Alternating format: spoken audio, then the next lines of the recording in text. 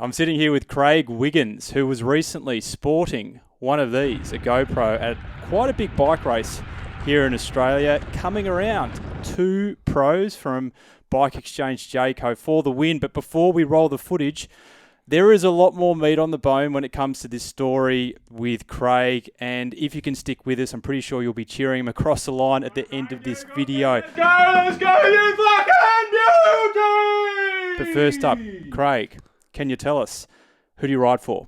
So I rode for ARA Pro Racing Sunshine Coast. It's a NRS and UCI Continental team, based on the sunny coast here. Yeah, nice. And for those people who don't know, Continental team, what does that exactly mean? So not quite pro, is it? No, we're just that level below pro. So we can race up to the biggest races we can race is a dot pro race. Yep. So where we can actually race the World Tour teams to get UCI points. So we get a good feel for what it's like out there. Or today, when the pros are back home, you can race the top of the tree, which is we'll get to shortly. And what's your role within the team? What do you do? My main role in the team's a sprinter. Okay. So I'm just like the fast finisher guy at the end of a race. Yep. So that's what I do best. What you do? Cool. And can you tell us, I know this is a bit of a personal question, but I think there's some relevance here. How old are you? I'm 23 years old. 23. Yeah. What's your goal with the cycling? So my goal is to eventually become a World Tour professional, race on the World Tour and race some of the biggest races. Yes. And according to the professional cycling culture, you're getting a bit old. Yeah, I'm getting old now. So okay. That's actually been said a few times. So it's quite hard to think, but with all the the stars like Remco, Evenepoel, and earlier, everyone's just getting signed even earlier. So it's getting harder and harder for sure. So do you actually feel like the pressure is on? Yeah, there's like a yes and no to that. The window is definitely closing for when you can turn pro, but there's always outliers. But we'll just keep winning races. That's what I love to do. So the love and the passion is still there for the sport. Whether I turn pro or not, we'll still be racing bikes. So that's awesome. We're going to rewind to August 2022. 2021, I should say, because something pretty big happened.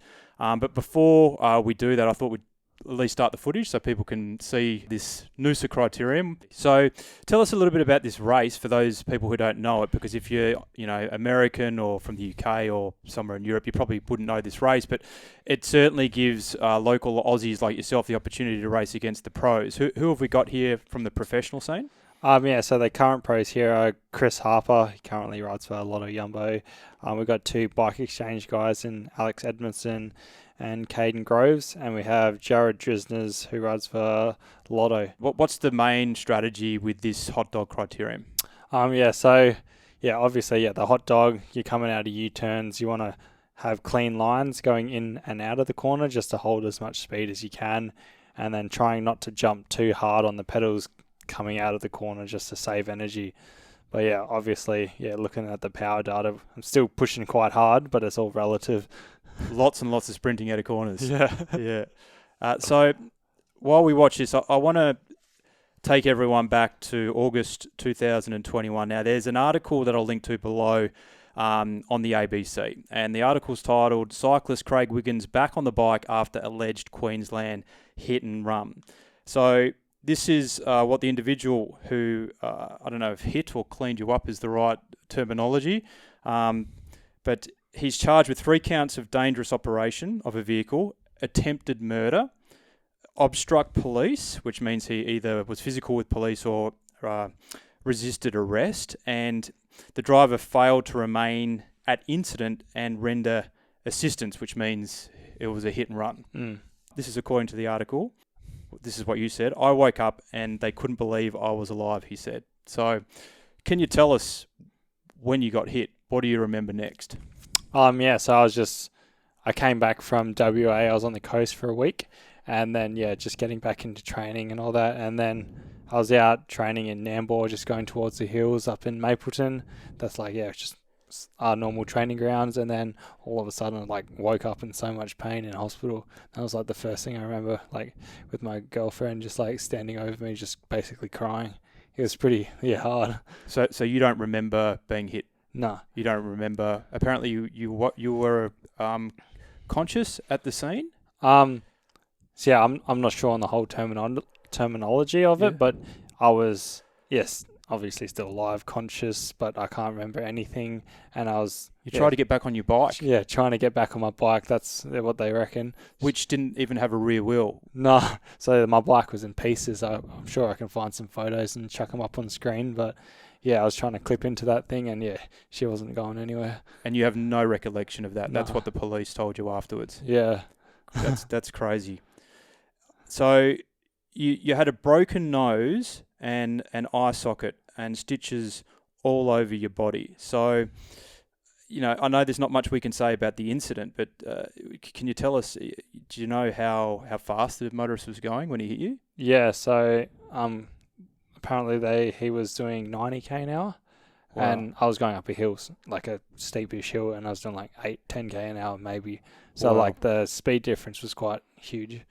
So, and my understanding is the doctors couldn't believe you didn't break anything else. Yeah, they expected just to be like a clean-up job. And like, yeah, when they arrived on the scene, and then they were like, what the heck, he's still moving. And then they just kept putting me through scans in hospital, just trying to find stuff that was broken. And yeah, just nothing was apart from my face. Wow, that's incredible. And I know RCA strength coach, who's also the strength coach for Pro Racing Sunshine, coach Aaron Turner, will attest that to all the weight training that you do in the gym. Yeah. So yeah, the weight training's been a huge part of my career so far, and it's just all injury prevention. It helps a lot with that. I bounce really well because of my bone strength and everything. So yeah, like cycling's one of those sports where you do have to bounce good. And yeah, I'm fortunate enough I've done all the training, so yeah, I'm still here today. Absolutely. So it hasn't been a smooth road though. It's been just over 12 months. Can you tell us about the recovery process? And while you didn't break anything, you couldn't walk for a long period of time. There was a lot of trauma throughout the body. Yeah, so like even to this day, I still can't move properly. My back's all like twisted up. Like even my shoulders and stuff, they're all still clicking. I don't have full function of them.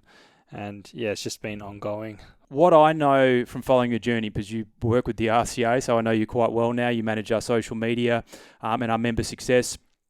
I know that you've had opportunities such as going over to Belgium with the team and other racing opportunities, but you've really struggled since the incident up until recently to train properly, to get the stimulus out of your body because of I assume it's the trauma associated with the incident. Can you tell us a little bit about that?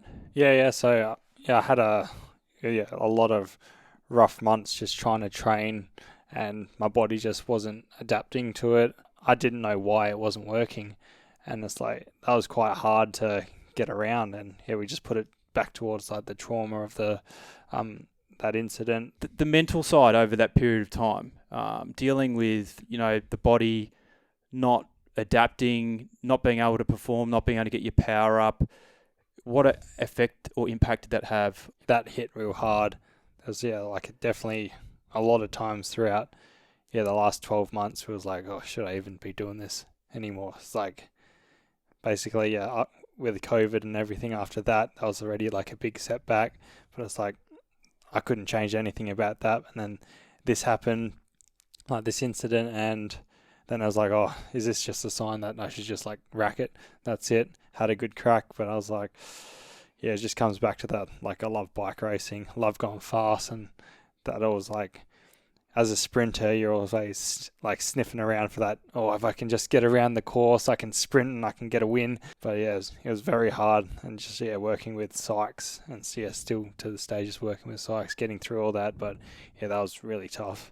I know this story quite well because we had an RCA meeting. We're all there, and Zach, who races for your team as well, Zach Gilmore, he was supposed to be at the meeting and he couldn't get to the meeting because he'd unfortunately come off his bike that morning and done his collarbone, which was obviously very unfortunate for him. But the silver lining for you was what happened in that meeting. You were all of a sudden getting all these calls from your team DS, who is... Hank Vogels. Hank Vogels.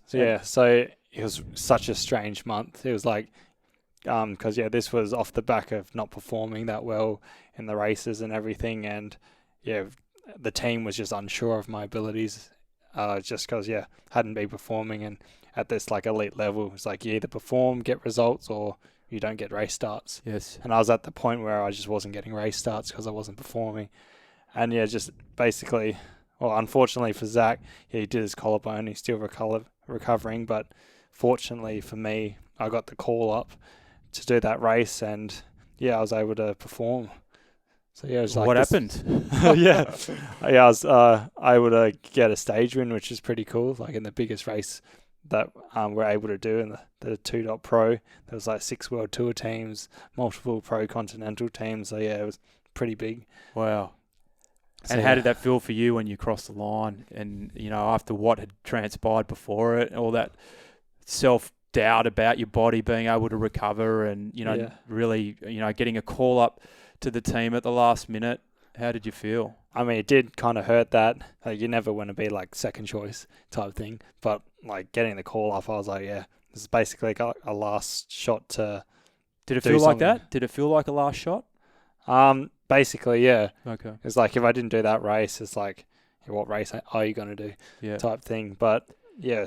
Because the other part of this story, which a lot of people don't know, is a lot of the Australian teams are folding next year, and your team's turning into an under-23 team. Yeah. So the opportunities for Australian cyclists to keep going is very difficult as well. Yeah, it's getting very hard for the Aussie cyclists that like are now in the elite category, not under 23. So yeah, it's getting tougher and tougher. Yeah. So you won a stage at the Tourland Cowie, and then how many weeks later is this race here? About 3 or 4 weeks later? Yeah, 3 weeks. Yep. Maybe. Yeah. And this would have to be up there with one of the biggest, if not the biggest, criterium in Australia, given the fact that you're racing against pros. Yeah. This is definitely one that's like talked about all year. So yeah, 1 lap to go now. So we're slowly wanting to get up another place because we just want to be on Caden Groves' wheel because he's the favourite. He's on paper the quickest guy here. So yeah, you need to be on the quickest guy's wheel if you want any chance, especially with a technical finish like this one. Yeah, absolutely. So how are you going to get in front of last year's winner? Because he's probably not going to give up that position too easily, is he? Yeah. So yeah, there's a lot of thinking that goes on in these bike races. Yeah, as you can see, the heart rate's gone up to 204. You can see Liam and Jared starting to have a bit of fun there. Yeah. And that makes Liam push a lot of wind. You can see he's got no draft in front of him. So I'm just waiting basically, and I'm just going to dive on this last corner. So I'm wait till they slow up, get around him. It's basically like a little brake check before going into the corner. And you can see Jared coming up on my right here. He's trying to be a sweeper for Caden to give Caden a better shot. Yep. But yeah, I just needed to snap onto that wheel quick and get that wheel. And now we're just like basically looking for attacks. You can see Caden. So you're doing 650 watts. It's hard to get around that as well. Yeah. So it's quite solid, but there's a bit of a lull. And yeah, here you can see Caden's looking around. My job is now I'm just like following Caden, seeing what happens because he's still got Alex Edmiston in front of him, leading him out. And this is like, there's not far to go now, maybe 200 meters. So I just need to wait. I'm actually in the saddle here, wait for the gap to open, and then just go for the line. Oh, it's so hectic at the end there. It's crazy. And then you skidded into this corner, didn't you? Yeah. Yeah, Wow. You can see a couple of the spectators there just jump back, and I was like, that came up real fast. Wow.